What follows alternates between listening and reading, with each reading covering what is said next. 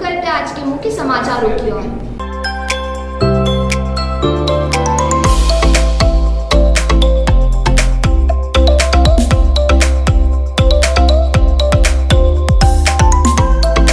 National conference के इस कार्यक्रम में पहुंचे शिक्षाविदों और विषय विशेषज्ञों ने कहा कि लैंगिक समानता लाने के लिए महिला सशक्तिकरण बहुत आवश्यक है और इसमें सुधार देखने को भी मिला है। उन्होंने कहा कि इसके लिए गुणवत्तापूर्ण शिक्षा बहुत ज़रूरी है और इसकी वजह से लोगों में जागरूकता आएगी और महिला सशक्तिकरण के साथ ही जेंडर क्वालिटी भी देखने को मिलेगी।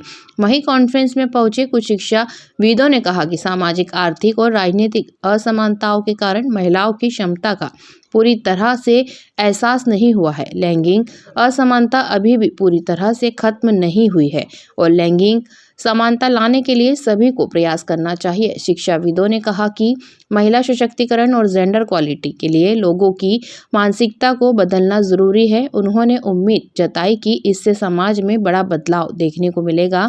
साथ ही शिक्षाविदों ने उम्मीद जताई कि यहाँ आयोजित हुई नेशनल कॉन्फ्रेंस अपने उद्देश्य को पूरा करने में कामयाब होगी। JTV भारत इंदौर से आमिर खान की रिपोर्ट। तो राजीव सर आज प्रोग्राम ऑर्गेनाइज हुआ है, किस संबंध में प्रोग्राम था और किस तरीके की डिटेल स्टूडेंट्स को दी गई है? ये Shri Vaishnav institute of management की एनुअल कॉन्फ्रेंस है और इस साल का जो टॉपिक चुना गया है वो women empowerment and gender equality पे ये कॉन्फ्रेंस हो रही है। इसमें कई देश के कई जगहों से, कई यूनिवर्सिटी से, कॉलेजेस से टीचर्स पेपर्स प्रेजेंट करेंगे। वुमेन एम्पावरमेंट और जेंडर इक्वलिटी एक बहुत ही महत्वपूर्ण मुद्दा है। यूनाइटेड नेशंस ने जब 2015 में 17 सस्टेनेबल डेवलपमेंट गोल्स सेट किए, उनमें से 5वां गोल जेंडर इक्वलिटी पर था और ये पाया गया कि काफ़ी हद तक कई कंट्रीज़ में इसमें प्रोग्रेस हुई है ताकि वुमेन सामने आए और मेन और वुमेन मिलके डेवलपमेंट को आगे बढ़ाए। लेकिन कोविड-19 के चलते ये पाया गया है इसमें थोड़ा बहुत सेटबैक आया, इसलिए काफ़ी सारे एफर्ट्स की ज़रूरत है हर देश में ताकि दोनों मिलके कंधे से कंधा मिला के विकास का काम करें। अपने देश में भी प्रोग्रेस हुई है, जैसा आपको ज्ञात होगा जो ग्रॉस एनरोलमेंट रेशियो है वो 27.3% है। यानी कि हमारे देश में जितने भी बच्चे स्कूल पास आउट होते हैं उनमें से सिर्फ 27.3% ही हायर एजुकेशन में आते हैं। लेकिन एफर्ट किए जा रहे हैं, जैसे 2020 में हमारी नेशनल एजुकेशन पॉलिसी अनाउंस हुई है, उसके तहत टारगेट रखा गया है कि 2030 तक हम इसको 50% करें। इसमें दोनों का रोल है, वुमेन यानी कि गर्ल्स का भी और बॉयज़ का भी, दोनों को एनकरेज करने की ज़रूरत है ताकि दोनों आगे आए और स्कूल ड्रॉप आउट रेट कम हो और ज़्यादा से ज़्यादा। बिकॉज वो ऐसा क्यों, ऐसा इसलिए कि सभी की नींव तो एजुकेशन है। अगर एजुकेशन अच्छी होगी बाकी एरियाज भी सही होंगे, लेकिन अगर एजुकेशन ही नहीं होगी तो बाकी एरियाज में भी सभी में प्रॉब्लम होता है। इसलिए इन सभी बातों को ध्यान में रखते हुए ये कॉन्फ्रेंस, ये एनुअल कॉन्फ्रेंस बहुत ही महत्वपूर्ण है और हमें पूरा विश्वास है कि जब तक ये कॉन्फ्रेंस ख़त्म होगी हम सभी को बहुत सारे ऐसे आयाम भी पता लगेंगे जो नए हैं और लोग उस पर आगे शोध करते हैं। धन्यवाद। कौन-कौन से देश से जो है वो लोग आए हैं? जैसे कि आपने कहा कि अलग-अलग देश आए। देश से नहीं, अलग-अलग देश के अलग-अलग भागों से, स्टेट से डिफरेंट यूनिवर्सिटी से रिसर्च स्कॉलर्स और टीचर्स आए हैं जो कि यहाँ पेपर प्रेजेंट करेंगे, शोध। सर आप मानते हैं कि जो गर्ल्स एंड बॉयज़ में जो सेम थिंग है या फिर एक जो मानसिकता लोगों की जो रहती है वो एजुकेशन से ही आती है? हाँ, इसलिए मैंने कहा कि सभी की जो नींव है, जो बेस है, वो अच्छी एजुकेशन, गुणवत्तापूर्ण एजुकेशन। एक तो हम कहें एजुकेशन, दूसरा है गुणवत्तापूर्ण, यानी कि क्वालिटी एजुकेशन ज़्यादा इम्पॉर्टेंट है और क्वालिटी एजुकेशन से ही अवेकनिंग होती है, और वो दोनों के लिए महत्वपूर्ण है, भले वो बॉयज़ हो या गर्ल्स। लेकिन सर अभी भी देखा जाता है कि कई ऐसे जो क्षेत्र रहते हैं, जैसे कि आपने अलग अलग स्टेट की बात की, लेकिन ग्रामीण क्षेत्र भी आजकल के ऐसे हैं जहाँ पर अभी भी ये चीज़ देखने के लिए मिलती है।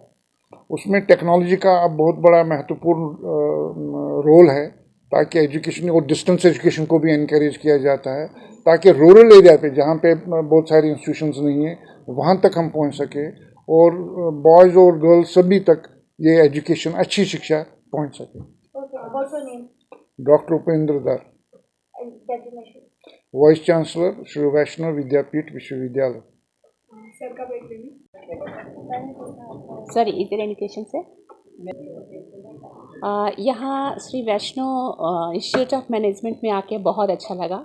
ये भी बहुत अच्छा लग रहा है कि आप लोग जो हो मीडिया वाले, आपका भी कंट्रीब्यूशन यहाँ बहुत महत्वपूर्ण है, क्योंकि आप अपना समय देके आके हम लोगों से बात कर रहे हो और ये बात जनता तक पहुँचेगी। So that's the most important part that I am finding. मैं ऑलवेज ट्रू बिलीवर हूँ action to impact, starting from my struggleful life to till date.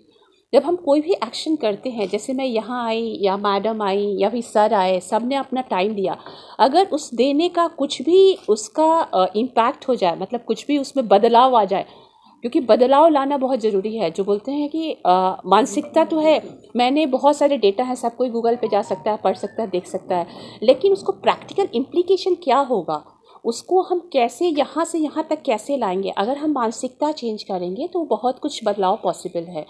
तो यहाँ आके बहुत अच्छा लगा, बहुत सारी चीज़ें सीखने को मिली, बहुत लोगों से इंटरेक्ट किया, और मैं इसको महत्वपूर्ण और भी तभी मानूंगी जब इससे कुछ समाज में बदलाव आए, कुछ अपलिफ्टमेंट हो फीमेल का, कुछ तो लोग दो चीज़ सीख के आज अपने घर में जाएं तो बोले कि ओके यहाँ से यहाँ मुझे जाना है, आज मुझे कदम से कदम मिला के चलना है। जो भी फीमेल चाइल्ड है या फीमेल जो भी है, चाहे वो मीडिया में फीमेल है, जैसे मैडम है सामने देखने, चाहे वो फीमेल मीडिया में है, चाहे वो घर में है, चाहे वो CEO हैं, चाहे वो प्रोजेक्ट हेड बन के यहाँ बैठी हैं, डिपेंड करता है कि फीमेल को भी एक दूसरे को बढ़ावा देना है। Sometimes it is happening like female are not supporting another female, तो वो सारे फीमेल को भी सपोर्ट करना है, मानसिकता को भी चेंज करना और समाज को आगे लेके जाना। सो मेरा नाम Shilpi Singh, project head and technology transfer, Piramal pharma solution. आपने टॉपिक देखा होगा, it is advancing from women empowerment to gender equality. अब तक हम सोचते थे कि इफ़ विमेन आर एम्पावर्ड बाहर से, लाइक उनको एजुकेशन दें, उनका हेल्थ अच्छा रहे, उनको तो they become empowered, but it is not so. पाया गया है, जैसा आपने बहुत सही कहा, कि कई क्षेत्रों में अभी भी सोचते हैं कि नहीं, ये तो biologically it is not meant for women, है ना। दैट इज़ बिकॉज आपने जैसा कहा ना, एक मानसिकता जो है वो हमारा पैट्रियार्कल सोसाइटी है, patriarchal society male dominant society है। तो उसमें जेंडर की जब हम बात करते हैं तो वो सिर्फ स्त्रीलिंग पुल्लिंग नहीं है। जेंडर की हम जब बात करते हैं तो वो है वो क्वालिटीज़ जो हम सोचते हैं कि एक मर्द में होना चाहिए ना, वो तो एकदम ताकतवर है वो, और जो स्त्री में होना चाहिए वो बहुत ये है, नाजुक है, पोलाइट है, कंपैशनेट। तो ये सब मिथ्या है, ये सब दीज आर ऑल मिथ्स, ये सब सही नहीं है। हमने देखा है कि ऐसा कुछ नहीं है, मैन आर इक्वली ना।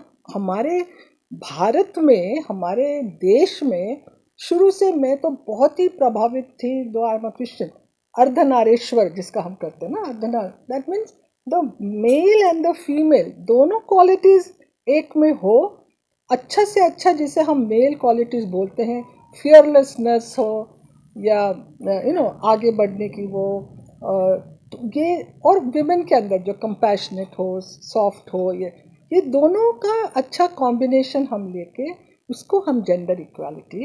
ये जो नेशनल कॉन्फ्रेंस है, वैष्णव जो प्रबंध संस्थान है हमारे देवी अहिल्या विश्वविद्यालय का एक उत्कृष्ट संस्थान है, और हमेशा इस प्रकार के विषयों को लेकर के इस संस्थान में कॉन्फ्रेंसेस होती रहती हैं। आज वुमेन एंटरप्रेन्योर्स डे भी है, तो उस अवसर पे इस कॉन्फ्रेंस का होना एक बड़ी महत्वपूर्ण चीज़ है। और जिस प्रकार के रिसोर्स पर्सन और जिस प्रकार का पार्टिसिपेशन मैंने देखा है यहाँ पे, हम लोग इस चीज़ को लेकर के बहुत आशान्वित हैं कि ये कॉन्फ्रेंस अपने उद्देश्यों को लेकर के उसकी पूर्ति करेगी, और मैं बहुत सारी शुभकामनाएं देता हूँ इस संस्थान को। मैं डॉक्टर राजीव दीक्षित देवी अहिल्या विश्वविद्यालय में निदेशक महाविद्यालय विकास परिषद हूँ, और हमारा संबद्ध महाविद्यालय, हमारी सारी शुभकामनाएं इस महाविद्यालय के साथ।